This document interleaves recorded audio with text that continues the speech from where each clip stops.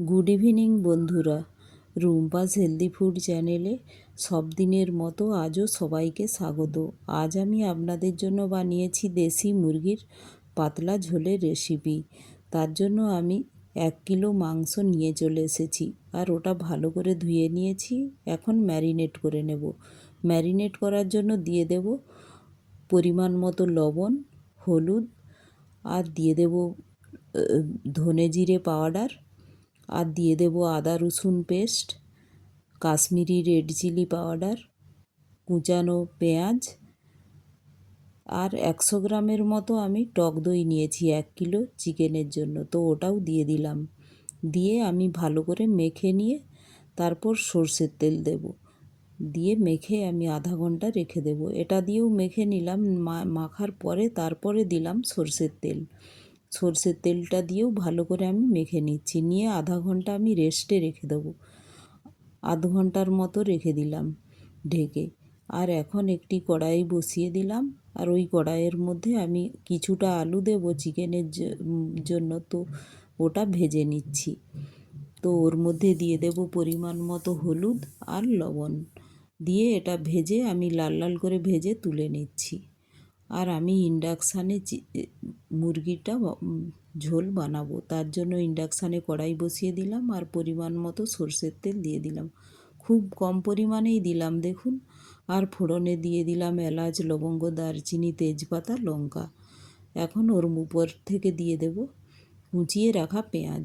পেঁয়াজটা আমি লাল লাল করে ভেজে তারপর আমি এর মধ্যে দিয়ে দেব রসুন আদা পেস্ট। 1 টিস্পুন রসুন আদা পেস্ট দিলাম। দিয়ে দিলাম হলুদ, দিয়ে আমি এটা ভালো করে কষে নেব। আর দিয়ে দিলাম 1 teaspoon Kashmiri red chilli powder. যেহেতু চিকেনটা ভালোভাবে ম্যারিনেট করা আছে, তো এই জন্য কম পরিমাণেই সব মশলাগুলো এখন দিচ্ছি। তো এখন এর মধ্যে দিয়ে দিলাম 1 টিস্পুন ধনে জিরে পাউডার। দিয়ে আমি মশলাটা ভালো করে কষে এখন দিয়ে দেব টমেটো পিউরি। প্রায় 3টে টমেটো পিউরি আমি করে রেখেছিলাম, তো ওটা এখন দিয়ে দিলাম। আর হলুদ দেওয়া আছে কিন্তু লবণ আমি দিই না, এখন লবণটা দিয়ে দেব। তো লবণটা দিয়ে ভালো করে আমি কষে নেব।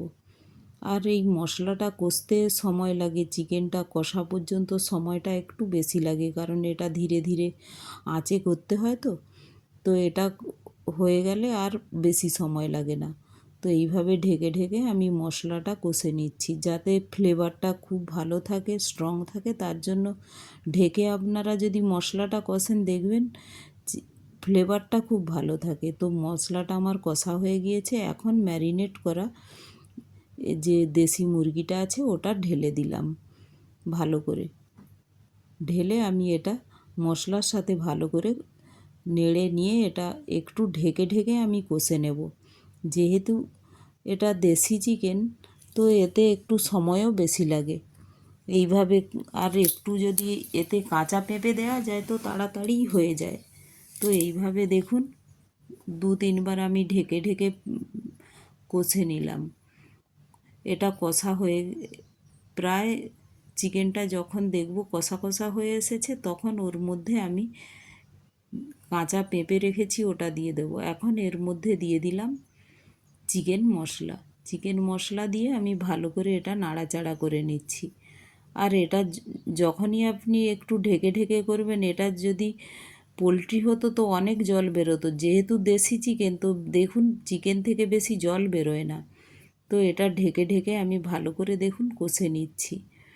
আর এটা যেহেতু মশলাগুলো আগেই দেয়া আছে, তো ভালো করে কষাও হয়ে যায়। এখন এর মধ্যে দিয়ে দিলাম কেটে রাখা পেঁপে। পেঁপেটা দিয়ে আমি একটু নাড়াচাড়া করে এটা ঢেকে আরেকটু আমি কষে নেব। পেঁপেটার যে আঠা থাকে ওই আঠাতেই ওই কড়াই ভালোভাবে দেশি মুরগিটা কুক হয়ে যায়। তো অবশ্যই একটু পেঁপে দিয়ে দেবেন, দেখবেন খুব সুন্দর সেদ্ধ হয়ে যায়। তো ভালো করে এটা পেঁপেটা দিয়ে কষিয়ে নিয়ে এখন এর মধ্যে দিয়ে দিলাম আলুটা যেহেতু ভাজা হয়ে আছে, তো আলুটা দিয়ে একটু নাড়াচাড়া করেই আমি দিয়ে দেব পরিমাণ মতো জল। দিয়ে আমি মশলা ধোয়া জলটা আমি দেখুন দিয়ে দিচ্ছি। তো এখন জলটা দিয়ে আমি এটা নাড়াচাড়া করে ঢেকে প্রায় 5-10 মিনিটের মতো আমি কন্টিনিউ কুক হতে দেব। যেহেতু দেশি চিকেন তো একটু হতে সময় লাগে। তো দেখুন 10 মিনিট হয়ে গিয়েছে। এখন আমি এটা নাড়াচাড়া করে প্রায় বয়েল হয়ে গিয়েছে দেখুন। আর কড়াই একটু ছোট পড়ে গিয়েছে। তো এখন উপর থেকে দিয়ে দিলাম কুচিয়ে রাখা ধনেপাতা দিয়ে উপর থেকে দিয়ে দিলাম গরম মশলা পাউডার দিয়ে এটা ভালো করে আমি নাড়াচাড়া করে নেব, মিশিয়ে নেব পুরো দেশি মুরগিটার সাথে। ভালো করে মিশিয়ে নিয়ে আমি এটা ঢেকে রেখে দেব। ঢেকে আমি 2-3 মিনিট ওয়েট করব যাতে তেলটা ভালোভাবে উপরে উঠে আসে। তো এই সময় দেখুন এখন আমি একটি পাত্রে নিয়ে নিয়েছি। কালারটাও যতটা সুন্দর হয়েছে খেতেও অতটি সুন্দর। তো রেসিপিটি যদি ভালো লাগে একটি লাইক, শেয়ার ও সাবস্ক্রাইবও করে দেবেন। Thank you.